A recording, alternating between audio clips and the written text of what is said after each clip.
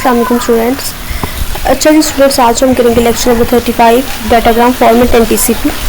इसमें हम पढ़ेंगे यूडीपी इंकैप्सुलेशन, यूज़र डाटाग्राम प्रोटोकॉल इंकैप्सुलेशन। इसमें उन्होंने कहा है कि जो यूडीपी का जो पैकेट होता है वो इंकैप्सुलेटेड होता है आईपी डाटाग्राम में। ये जो यूडीपी डाटाग्राम का पैकेट होता है उसको पहले आईपी डाटाग्राम में किया जाता है, इनकैप्सुलेट किया जाता है आईपी डाटाग्राम और आईपी हेडर में, फिर उन दोनों को फ्रेम डाटाग्राम में इनकैप्सुलेट कर दिया जाता है। सो इस प्रोसेस को उन्होंने यहाँ क्या हुआ, यूडीपी इनकैप्सुलेशन। उसके बाद ये टीसीपी का इंट्रोडक्शन है यहाँ। TCP is the major transport protocol in the TCP IP suite, यानी कि मेजर ट्रांसपोर्ट प्रोटोकॉल है अपने सूट में। It uses unreliable datagram service, ये अनरिलायबल डाटाग्राम सर्विस प्रोवाइड करता है। बट जब इसने किसी दूसरे को डाटाग्राम सर्विस प्रोवाइड करनी होती है तो ये रिलायबल डाटा डिलीवरी करता है, मतलब डाटा की डिलीवरी रिलायबल करता है, डाटा बेहतर तरीके से प्रोवाइड कर देता है, सेंड एंड रिसीव करता है। बट जब खुद यूज़ करता है तो अनरिलायबल करता है। सो यहाँ उन्होंने ये बताया हुआ TCP का। उसके बाद है जी the need for reliable transport के रिलायबल ट्रांसपोर्ट की ज़रूरत हमें क्यों पड़ती है जी। Reliability is a fundamental in computer system, यानी एक फंडामेंटल है, एक जो इंपॉर्टेंट चीज़ है कंप्यूटर सिस्टम में। Software in the internet must provide the same level of reliability as a computer system, यानी कि जो सॉफ्टवेयर होते हैं इंटरनेट पे वो एक ही लेवल की जो है ना रिलायबिलिटी प्रोवाइड करते हैं कंप्यूटर सिस्टम में। बट जो सॉफ्टवेयर होते हैं वो मस्ट गारंटी देते हैं इस चीज़ की कि रिलायबल कम्युनिकेशन होगी किसी भी लॉस के बगैर। कोई लॉस नहीं करेंगे हम आपकी कोई डाटा की डुप्लीकेशन नहीं करेंगे, डाटा को चेंज नहीं करेंगे, डाटा लॉस नहीं करेंगे। सो इस मकसद के लिए हमें रिलायबल ट्रांसपोर्ट की ज़रूरत होती है ताकि हमारा डाटा लॉस ना हो जाए, डुप्लीकेशन ना हो जाए, डाटा चेंज ना हो जाए। उसके बाद ये ट्रांसमिशन कंट्रोल प्रोटोकॉल TCP, वही दोबारा से उन्होंने यहाँ रिलायबिलिटी की बात की है कि reliability is a responsibility of transport layer, ये ट्रांसपोर्ट लेयर की रिस्पॉन्सिबिलिटी होती है जो रिलायबिलिटी होती है।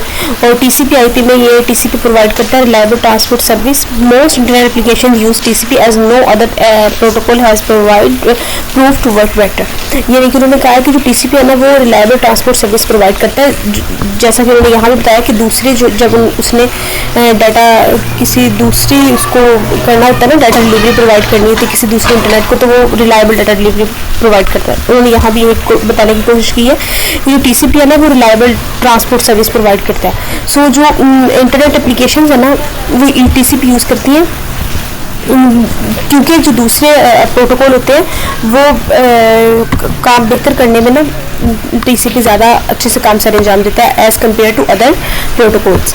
यहाँ उन्होंने ये बताने की कोशिश की है। उसके बाद सर्विस प्रोवाइडेड बाय TCP जो सर्विस प्रोवाइड करता है वो ये है कि कनेक्शन ओरिएंटेड डिवाइस सर्विस होती है, पॉइंट टू पॉइंट होती है, कंप्लीट रिलायबिलिटी होती है, फुल डुप्लेक्स कम्युनिकेशन होती है, स्ट्रीम इंटरफेस होता है, रिलायबल कनेक्शन स्टार्टअप होता है, ग्रेसफुल कनेक्शन शटडाउन होता है।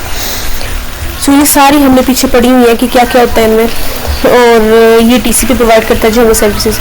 उसके बाद है जी यहाँ end to end service and datagrams, this is not important. यहाँ उन्होंने कनेक्शन से बताने की कोशिश की है, होस्ट A का होस्ट B के साथ दरम्यान में रूटर लगाया हुआ है, इंपॉर्टेंट नहीं है। उसके बाद जी अचीविंग रिलायबिलिटी कैसे अचीव होती है जी। जो रिलायबिलिटी अचीव करते हैं जो मेजर प्रॉब्लम्स आती है ना रिलायबिलिटी में, वो दो प्रॉब्लम्स उन्होंने बताई है। एक उन्होंने बताया कि जो अनरिलायबल डिलीवरी होती है ना वो अंडरलाइनिंग कम्युनिकेशन सिस्टम, यानी कि जो हमारा कम्युनिकेशन सिस्टम है ना उसकी वजह से अनरिलायबल डिलीवरी हो जाती है। दूसरा सिस्टम रिबोट्स, यानी रिबोट्स के प्रोसेस में ना जब सिस्टम बूट प्रोसेस हो रहा होता है सिस्टम में, उस प्रोसेस में भी हमें अनरिलायबल डिलीवरी जो है ना वो हो सकती है। उसके बाद है लेक्चर नंबर हमारा 36 है। अच्छा जी, लेक्चर नंबर 36 में उन्होंने again TCP reliable transport service का बताया हुआ है। इसमें उन्होंने पैकेट लॉस एंड रीट्रांसमिशन का यहाँ बताया। यहाँ उन्होंने ये बताने की कोशिश की है जो TCP होता है ना वो रिलायबिलिटी अचीव करता है रीट्रांसमिशन से, डाटा को दोबारा रीट्रांसमिट करके एक रिलायबिलिटी अचीव करता है। यहाँ उन्होंने बताने की कोशिश की अगर कंप्यूटर A जो है वो डाटा सेंड करता है कंप्यूटर B को, तो कंप्यूटर B को जब डाटा पहुँच जाता है तो वो एक एक्नॉलेजमेंट सेंड करता है कंप्यूटर A को कि मुझे तुम्हारा डाटा पहुँच गया। जो एक्नॉलेजमेंट सेंड करता है उसका ये मतलब होता है कि जो तुमने मुझे डाटा सेंड किया था वो मुझ तक पहुंच गया। सो इस वजह से कंप्यूटर A को पता चल जाता है कि जो मैंने डाटा सेंड किया था वो पहुंच गया, फिर वो दूसरा डाटा दोबारा सेंड करता है। सो इस प्रोसेस को उन्होंने यहाँ एक्सप्लेन करने की कोशिश की है। इस प्रोसेस को 3 वे हैंडशेक भी कहते हैं, जो आगे पढ़ेंगे 3 वे हैंडशेक। अच्छा जी, इसमें उन्होंने यही बताया हुआ कि जो एक्नॉलेजमेंट है वो यूज़ की जाती है डाटा जब पहुंच जाता है, हैज़ अराइव्ड सक्सेसफुली, जब डाटा पहुंच जाता है। और अगर एक्नॉलेजमेंट नहीं पहुंचती तो इसका मतलब है कि जो प्रीवियस डाटा ना वो रिट्रांसमिट किया जाता है, यानी जो डाटा पहले सेंड किया था वो फिर दोबारा सेंड किया जाता है अगर वो एक्नॉलेजमेंट सेंड नहीं करता तो, क्योंकि फिर कंप्यूटर ए को यही लगेगा कि मेरा डाटा सेंड नहीं हुआ। सो इस प्रोसेस के लिए फिर वो दोबारा से डाटा सेंड करेगा अगर उससे एक्नॉलेजमेंट नहीं भेजेगा ये कंप्यूटर। सो इस प्रोसेस को यहाँ एक्सप्लेन किया, इसको 3-वे हैंडशेक भी कहते हैं। उसके बाद जी how long should TCP wait before transmitting, यानी कि डाटा रीट्रांसमिट करने से पहले टीसीपी जो है कितनी देर तक वेट करेगा कि मेरा डाटा सेंड हो गया कि नहीं हुआ, यानी कि अगर इसने डाटा सेंड किया और ये एक्नॉलेजमेंट नहीं भेज रहा तो कितनी देर तक ये वेट करेगा एक्नॉलेजमेंट का कि डाटा सेंड हुआ है या नहीं हुआ, क्योंकि उसने एक्नॉलेजमेंट तो भेजी नहीं है। सो इस प्रोसेस के लिए उन्होंने यहाँ एक time for acknowledgement to arrive depend जो, यानी जो एक्नॉलेजमेंट का टाइम है ना वो एक्नॉलेजमेंट पहुंचने का वो इस चीज़ पर डिपेंड करता है कि डिस्टेंस टू डेस्टिनेशन, यानी डेस्टिनेशन तक जो डिस्टेंस है उसकी वजह से भी एक्नॉलेजमेंट पहुंचने में देर हो सकती है।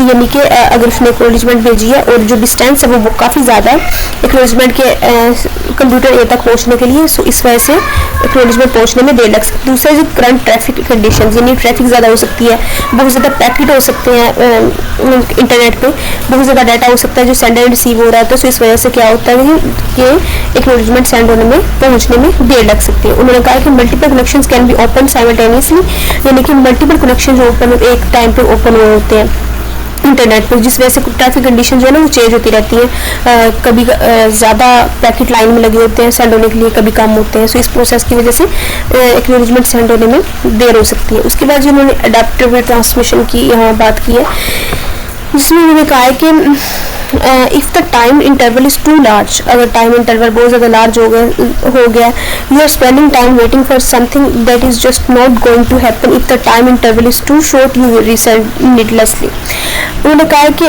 जो डाटा सेंडर रिसीव करते हैं अगर उसका टाइम इंटरवल बहुत ज़्यादा लॉन्ग हो गया तो आपको अपना टाइम वेस्ट करना पड़ेगा, और अगर टाइम इंटरवल बहुत शॉर्ट है तो आपको डाटा फिर रीसेंड करना पड़ेगा दोबारा ज़रूरत के लिए, सो जिसकी ज़रूरत भी नहीं होगी। सो इस प्रोसेस को वो करने के लिए, इस प्रोसेस से बचने के लिए कि ना हमारा ज़्यादा टाइम वेस्ट हो, ना ज़्यादा टाइम इंटरवल लार्ज हो जाए, ना ज़्यादा शॉर्ट हो जाए, इस प्रोसेस के लिए डाटा सेंड रिसीव करने के लिए उन्होंने अडेप्टिव रिट्रांसमिशन को एक अडेप्टिव रिट्रांसमिशन प्रोसेस फॉलो करते हैं ताकि वो इस चीज़ से बच जाए, ना टाइम ज़्यादा लार्ज हो और ना ज़्यादा शॉर्ट हो।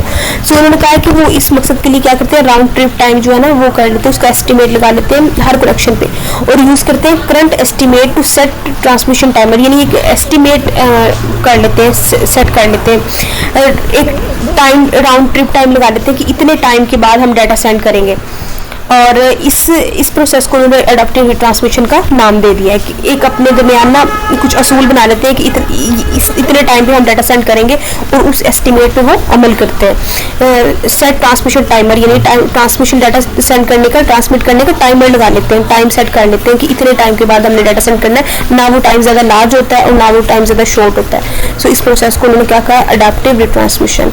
उसके बाद जी हमारे पास buffer flow control and windows, इसमें उन्होंने ये कहा है कि टीसीपी यूज करता है window mechanism to control the flow of data, data के फ्लो को कंट्रोल करने के लिए क्या यूज करता है जी, विंडो मैकेनिज्म।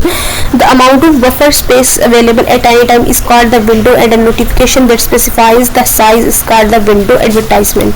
यानी कि उन्होंने कहा है जो बफर की अमाउंट होती है, उसकी स्पेस होती है डाटा को करने की, वो अवेलेबल होती है किसी भी टाइम पे, जिसे क्या कहते हैं, विंडो कहते हैं। और एक नोटिफिकेशन होता है जो स्पेसिफाई किया जाता है साइज को, जो एक साइज को स्पेसिफाई करता है, जो नोटिफिकेशन होता है उसको क्या कहेंगे, window advertisement. So in the figure below a sequence of message that illustrates TCP flow control when the maximum segment size is 100 octets. ये उन्होंने यहाँ बताया हुआ है कि जो नीचे बिलो उन्होंने मैसेज का जो सीक्वेंस है ना, वो इस मैसेज का जो सीक्वेंस है ना वो हमें ये जाहिर कर रहा है, इलस्ट्रेट कर रहा है कि टीसीपी का फ्लो है वो कंट्रोल कर रहा है, क्या कंट्रोल कर रहा है, जब मैक्सिमम सेगमेंट का साइज 1000 ऑक्टेट्स तक हो जाता है ना, तो जो टीसीपी फ्लो कंट्रोल है ना वो उसको कंट्रोल करता है। So a sender transmit enough data to fill the currently advertised window, यानी जो सेंडर है ना वो डाटा को ट्रांसमिट कर सकता है जब तक डाटा फिल नहीं हो जाता, इनफ टू डाटा फिल, जब डाटा फिल हो जाता है द करंटली एडवर्टाइज्ड विंडो में तो इतनी देर तक वो डाटा को ट्रांसमिट कर देता है। सो इस प्रोसेस को यहाँ एक्सप्लेन करने की कोशिश की हुई है। उसके बाद ये 3 वे हैंडशेक जो हम पहले ही पढ़ चुके हैं चैप्टर के, ये वही प्रोसेस उन्होंने यहाँ बताया है। उन्होंने कहा कि जो 3 वे हैंडशेक है वो डाटा को कनेक्शन को क्लोज करने के लिए भी यूज़ होता है और कनेक्शन को स्टार्ट करने के लिए भी यूज़ होता है। यानी कि उन्होंने कहा कि अगर ये जो है कंप्यूटर दोबारा एक्नॉलेजमेंट नहीं भेजेगा सो ये कनेक्शन क्लोज हो गया। यहाँ उसने दोबारा नहीं भेजी, ना उनका कनेक्शन दोबारा बना, यहाँ उसने दोबारा भेजी एक्नॉलेजमेंट कि मुझे इस कंप्यूटर का डाटा सेंड हो गया, उस कंप्यूटर ने फिर डाटा सेंड किया, अब दोबारा उसने एक्नॉलेजमेंट नहीं भेजी, तो इसका मतलब है कि ये कनेक्शन क्लोज हो गया। सो उन्होंने कहा कि जो 3 वे हैंडशेक है वो कनेक्शन क्लोज करने के लिए यूज होता है, कनेक्शन स्टार्ट करने के लिए यूज होता है। यहाँ उन्होंने बताया कि क्लोज करने के लिए यूज होता है, यहाँ उनके बिगन करने के लिए, स्टार्ट करने के लिए, कनेक्शन क्रिएट करने के लिए यूज होता है। यह उन्होंने यहाँ बताने की कोशिश की है। ये 32 बिट सीक्वेंस नंबर को जो है जनरेट करता है रैंडमली जब इसको ज़रूरत होती है हर एंड पे कनेक्शन के। सो ये हमने यहाँ बताने की कोशिश की है। ये था जी हमारा lecture number 36। Thank you so much.